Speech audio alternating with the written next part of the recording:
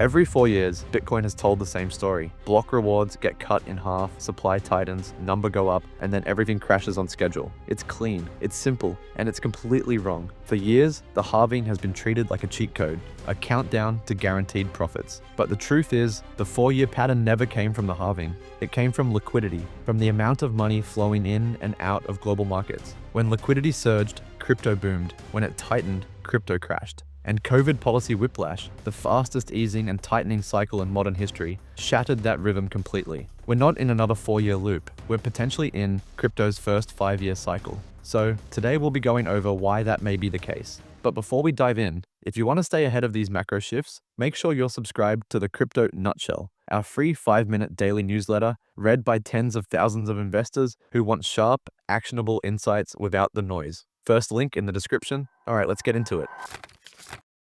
The idea seems obvious. Every 4 years, Bitcoin's block rewards get cut in half, supply drops, miner selling pressure falls, price rises, then euphoria peaks, and a brutal bear market follows. That pattern, 2013, 2017, 2021 for the tops, 2014, 2018, 2022 for the bottoms, looked too perfect to be coincidence. Crypto traders turned it into a religion. Countdowns to the halving filled Twitter feeds. Charts mapped exact dates to future price explosions. The logic was simple. Fewer coins equals higher prices. It worked early in Bitcoin's history, when supply shocks actually mattered. But now, it's a comforting myth. A story people use to simplify something far more complex. Because if you zoom out, the timing of those cycles wasn't driven by the halving at all. It was driven by policy, by when the world's central banks printed, eased, or tightened the flow of money. Let's start with the basics. The halving's effect has been shrinking for a decade. In 2012, miners received 50 Bitcoin per block. Reducing that down to 25 was enormous. It cut daily issuance in half. For an asset that traded only tens of millions a day, the market felt it. But as Bitcoin grew, the impact of new supply became irrelevant.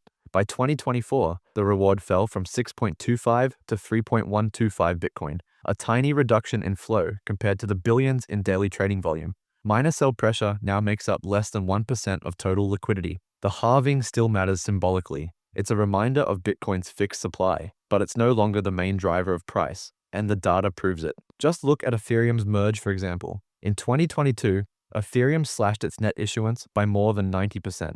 It was the equivalent of 10 halvings at once, yet the Ethereum to Bitcoin ratio trended down, not up. If supply cuts alone made prices rise, Ethereum should have exploded. Instead, it lagged, because the macro environment was dominated by rising rates and tightening liquidity. That single chart almost completely kills the idea that halving equals bull run. The real driver has always been liquidity. How much money is in the system, what it costs to borrow, and how easily that money can reach risk assets like Bitcoin.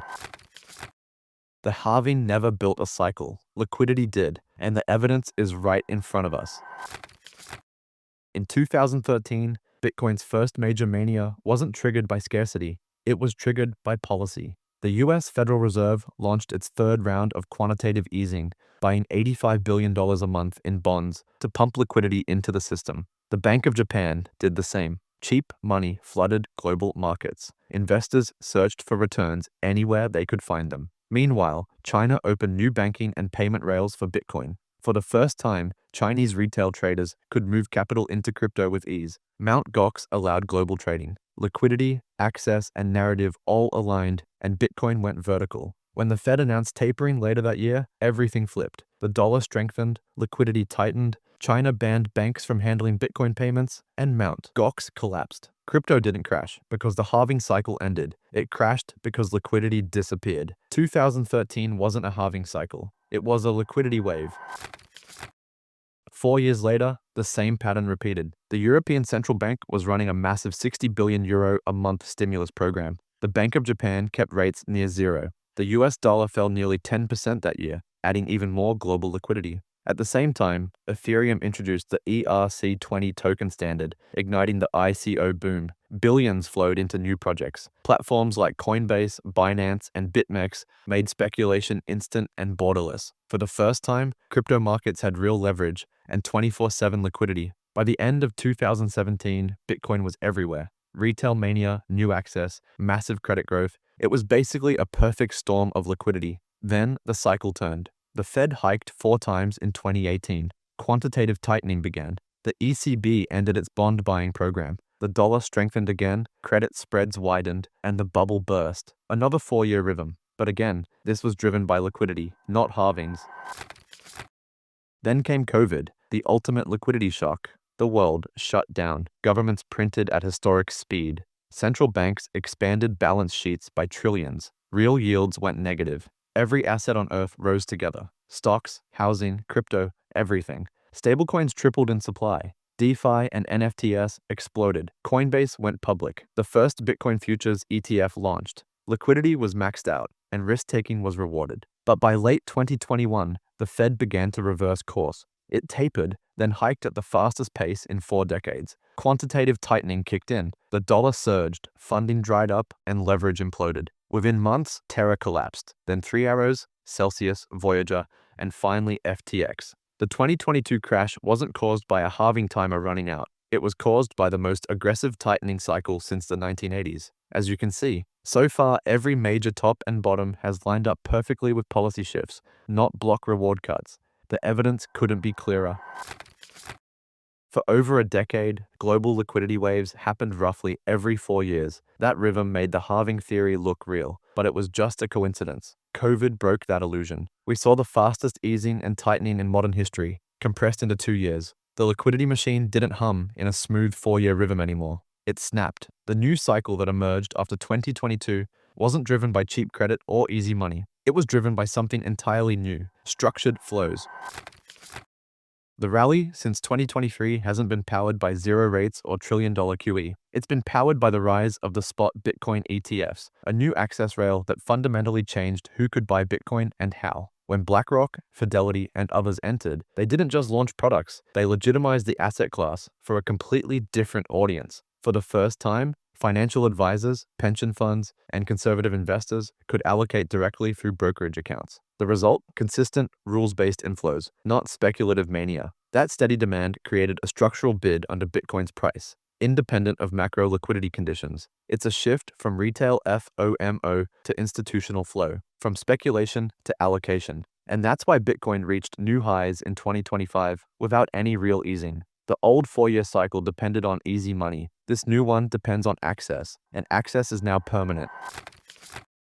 If this were just another 4-year rerun, the macro picture would look familiar, but it doesn't. First, the business cycle isn't booming. In past tops, manufacturing data and ISM readings were peaking. Global growth was strong. This time, those indicators are flat. The world isn't overheating. It's recovering slowly. Second, liquidity hasn't surged. In 2013, 2017, and 2021, global liquidity growth spiked. This time, it's neutral at best. The massive stimulus that used to fuel speculative blow-offs isn't here. Third, financial conditions are still tight. Real yields remain positive. Policy isn't easy. Risk appetite is cautious. The only major green light is access through ETFs and infrastructure. That's enough to lift Bitcoin gradually, but not enough to ignite a full mania. By all measures, this isn't the top. It's the foundation for a longer expansion. New all-time highs don't mean the cycle is over. They mean the market has evolved. For the first time ever, Bitcoin reached record highs without a liquidity wave behind it. That's unprecedented. It shows that this bull market isn't being driven by retail euphoria. It's being driven by structural demand. But the real macro tailwind is still ahead. We're entering a new phase. Inflation is cooling. Growth is softening. And central banks are just starting to ease. 2026 is likely to mark the start of the first true global easing window since COVID. Lower rates, softer real yields, looser credit, a shift from inflation fighting to growth support. And sitting on the sidelines is over $6 trillion in US money market funds. As yields fall, that capital will need to move. For the first time, it has a clear path into crypto through ETFs. At the same time, corporate treasuries are beginning to follow the MicroStrategy playbook. Tokenization projects are rolling out across traditional finance. Stablecoin rails keep expanding. All of that compounds into one simple fact. The next wave of liquidity is forming. It just hasn't hit yet. When you zoom out, you can see it clearly. The cycle didn't disappear, it stretched. Liquidity doesn't move in a neat 4-year rhythm anymore. The system is bigger. The money moves slower. The participants are now institutional. The 2024 to 2025 phase was about access, ETFs, regulation, and credibility. The 2026 and beyond phase will be about liquidity, Falling rates, improving credit, and the return of broad risk appetite. Together, they form crypto's first 5-year cycle, one driven by structure first, then stimulus. Could it run even longer? That's a possibility, but it all depends on how quickly central banks ease, how far inflation falls, and how deep corporate and institutional adoption goes. But what's certain is that the halving no longer defines the tempo. Liquidity and access do. And for the first time, those forces are aligned for a longer, more stable expansion.